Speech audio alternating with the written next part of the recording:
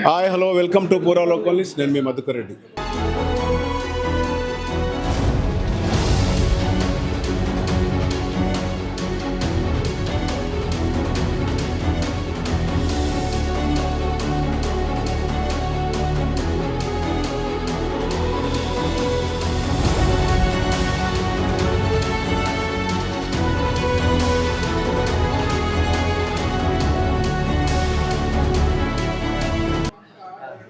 రాష్ట్రంలో ఇప్పుడు హాట్ టాపిక్గా మారిన మావోయిస్టుల లొంగుబాటుకు సంబంధించి రాజకీయ కోణాలన్నీ మారనున్నాయా? ఇప్పటికే లొంగిపోయిన మావోయిస్టు అగ్రనాయకులంతా కూడా కొత్త రాజకీయ కోణం కోసం పిలుపునిస్తున్న నేపథ్యంలో వామపక్ష భావాలు ఉన్న ఇటు సిపిఐ కానీ సిపిఐఎం పార్టీలు కానీ ఇవన్నీ కూడా భూస్వాముల వ్యతిరేక పోరాటాలతో పాటు ఆది వాసుల హక్కుల కోసం పోరాడుతున్న పార్టీల నేపథ్యంలో ప్రస్తుతం ఈ లొంగిపోతున్న మావోయిస్టు నాయకులంతా కూడా కొత్త రాజకీయ పార్టీకి తెరలేపున్నారా, లేదంటే ప్రస్తుతం ఇన్ని రోజుల బట్టి చెప్పుకుంటూ వస్తున్న బూర్జువా రాజకీయ పార్టీల వైపు చూస్తారా, లేదంటే సోదర భావజాలం కలిగిన కమ్యూనిస్టుల వైపు చూస్తారనే నేపథ్యంలో మనతో మాట్లాడేందుకు సిపిఐఎం రాష్ట్ర కార్యదర్శి జాన్ వెస్లీ గారు ఉన్నారు. వారితో మాట్లాడదాం. సార్ చెప్పండి, ప్రధానంగా ఇప్పుడు కమ్యూనిస్టులకు సంబంధించి ప్రపంచవ్యాప్తంగా కమ్యూనిస్టులు తగ్గిపోతున్నారు, కమ్యూనిజం తగ్గిపోతున్న నేపథ్యంలో ఇప్పుడు భారతదేశంలో మాత్రం ఆపరేషన్ కగార్ ఓవైపు విజయపథంలో పోతుండగా మీ సోదర కమ్యూనిస్టులంతా కూడా లొంగిపోతున్న నేపథ్యంలో ఎలా చూడొచ్చు? మొదటి విషయం ఏంటంటే ప్రపంచవ్యాప్తంగా కమ్యూనిస్టులు తగ్గడం లేదు, పెరుగుతున్నారని సామ్రాజ్యవాదం భయపడుతుంది. అమెరికాలో న్యూయార్క్లోనే మేయర్ పదవి వామపక్ష భావాలున్న వ్యక్తి గెలిచాడు. అమెరికా సామ్రాజ్యవాద దేశానికి గుండెకాయ లాంటి అమెరికాలోనే సోషలిస్టు భావాలు పెరుగుతున్న నేపథ్యంలో సోషలిజానికి వ్యతిరేకంగా వాళ్ళు తీర్మానం చేయాల్సిన పరిస్థితిలో పడ్డారు. అందుకని ప్రపంచవ్యాప్తంగా అనేక దేశాల్లో అది భావజాలం పెరుగుతుంది. అందుకనే సామ్రాజ్యవాదులు కానీ పెట్టుబడిదారు దేశాలు కానీ భయపడుతున్నాయి. అది అట్లాగే మన దేశానికి సంబంధించినటువంటి దాంట్లో కూడా చూసినప్పుడు ఇక్కడ వామపక్షాలు కొంత బలహీనపడ్డటువంటి విషయం వాస్తవమే. అదే సందర్భంలో ప్రజా ఉద్యమాలు పోరాటాల ద్వారా అది బలపడేటటువంటి ప్రయత్నం చేస్తుంది. ఎన్నికల్లో బూర్జువా మెథడ్లో జరిగే ఎన్నికల్లో ప్రజలను మభ్యపెడుతున్నప్పుడు, డబ్బులు రకరకాల రూపాల్లో పెడుతున్నప్పుడు ఆ రకంగా కమ్యూనిస్టులు ఓట్ల రీత్యా సీట్ల రీత్యా తగ్గొచ్చు, కానీ ప్రజా ఉద్యమాలు పోరాటాల్లో పెరుగుతున్న పరిస్థితి ఉంది. ఇప్పుడు మావోయిస్టులు చాలా పెద్ద ఎత్తున ప్రభావితం చేశారు, అనేక త్యాగాలు కూడా చేశారు ప్రజల కోసం. సాయుధ పోరాటం ద్వారానే విప్లవాన్ని విజయవంతం చేయాలని చెప్పి వాళ్ళు భావించారు. ఆ రూపంలో అనేక మంది ఎన్కౌంటర్లలో రకరకాల పద్ధతుల్లో త్యాగాలు చేసినటువంటి ఘటన జరిగింది. ఇటీవల కాలంలో ఆపరేషన్ కగార్ పేరుతో కేంద్ర ప్రభుత్వం మావోయిస్టుల్ని అంతం చేస్తాం, మార్చి 31 నాటికి లేకుండా చేస్తాం అనేటటువంటి వైఖరి పెట్టి వేలాది మంది బలగాలతోన వాళ్ళని ఏరివేసే కార్యక్రమం, చంపేసే కార్యక్రమం జరుగుతుంది. దీన్ని సిపిఎం పార్టీ వ్యతిరేకిస్తుంది. అలాంటి పద్ధతుల్లో చేయడానికి ప్రభుత్వానికి హక్కు లేదు. చట్టపరంగా వాళ్ళ మీద చర్యలు తీసుకోవచ్చు, కానీ వేటాడి హత్య చేసేటటువంటి హక్కు వాళ్ళకు లేదు.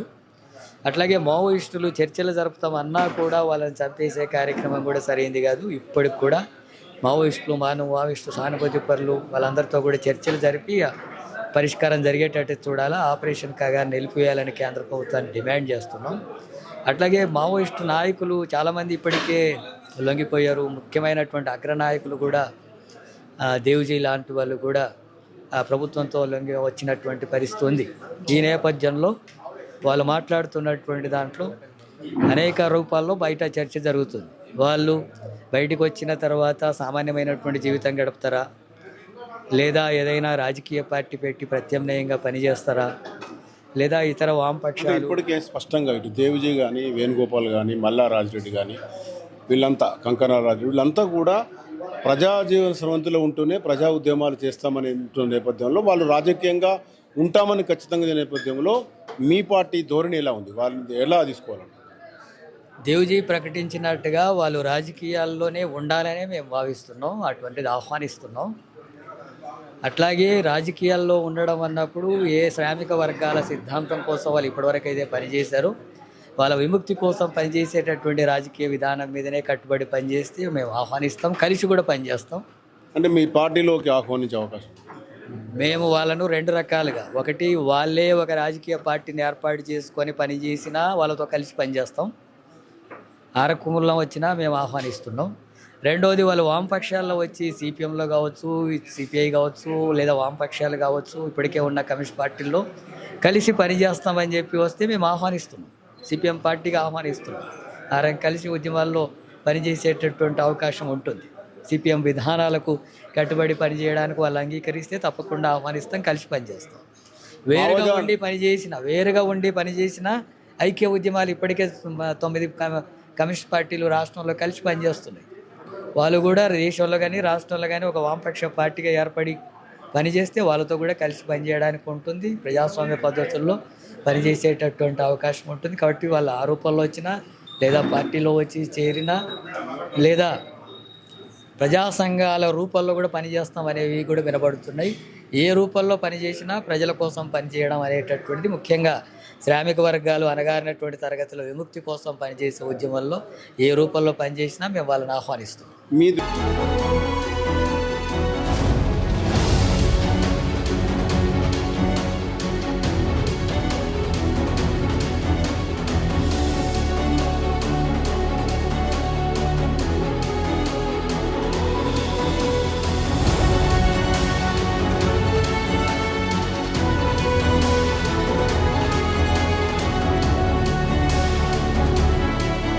దృష్టిలో అంటే ఒక కమ్యూనిజం భావజాలం దృష్టిలో మావోయిజం ఫెయిల్ అయిందా, లేకుంటే ఈ మావోయిస్టు నాయకులుగా ఈ దాదాపు 5 దశాబ్దాలకు అడుగులో ఉండి వీళ్ళ యొక్క అమలులో విఫలమయ్యారనుకుంటారా మీ కోణంలో?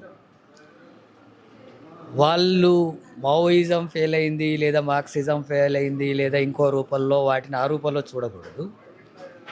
మావోయిస్టు విధానాల్లో భాగంగా వాళ్ళు ప్రస్తుత పరిస్థితుల్లో సాయుధ పోరాటానికి అనుకూలంగా లేదు అని మేము భావించాం. వాళ్ళు సాయుధ పోరాటానికి అనుకూలంగా ఉంది అని చెప్పి వాళ్ళు భావించి మావోయిస్ట్ పార్టీగా పనిచేశారు.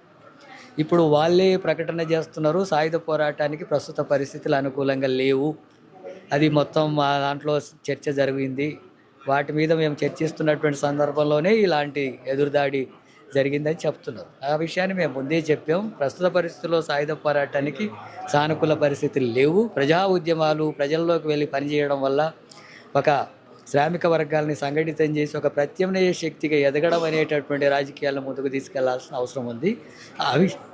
ఆ విషయం చెప్పాం. అందుకని సాయుధ పోరాట పరిస్థితి లేదని వాళ్ళే ప్రకటిస్తున్నారు. కాబట్టి ఇప్పుడు కొత్తగా ఇంకా ఆ విషయాన్ని గురించి చెప్పేది ఏమి లేదు. ఖమ్మంలో జరుగుతున్న భూదాన్ భూములకు సంబంధించి ప్రధానంగా మంత్రులంతా కూడా ఆరోపణలు ఎదుర్కొంటున్నారు. నిజానికి మీకున్న అక్కడున్న దాని మీద ఆలోచన ఏంటి? నిజంగా ఎవరి ఆరోపణ కరెక్ట్? పేదవారికి నిజంగానే భూదాన్ వచ్చిందా, లేకుంటే ప్రభుత్వం ఎందుకు తీసుకోవాలని చూస్తున్నారు?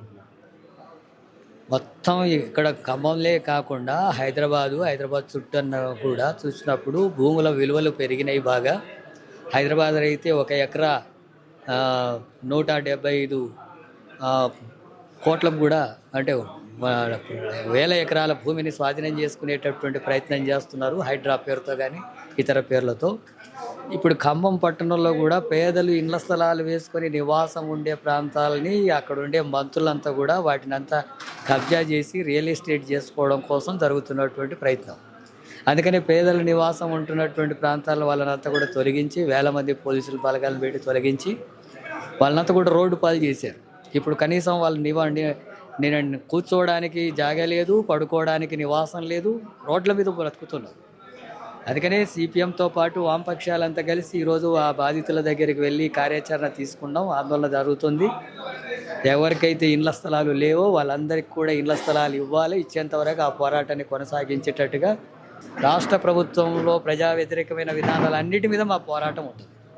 ఇది మొత్తంగా చూసుకుంటే ప్రస్తుతం రాష్ట్రంలో జరుగుతున్న రాజకీయాలకు సిపిఎం పార్టీ ప్రజా పోరాటాలే ముఖ్యమని భావిస్తున్న నేపథ్యంలో రానున్న రోజుల్లో కూడా ప్రభుత్వము ప్రజా వ్యతిరేక కార్యక్రమం వెలుగు చేపట్టినా కూడా తాము ప్రజల పక్షాన నిలబడుతున్నా చెప్తున్న పరిస్థితి. కెమెరా పర్సన్ మైదర్తో మధుకరెడ్డి, పురాలో కాలేజ్, కరీంనగర్.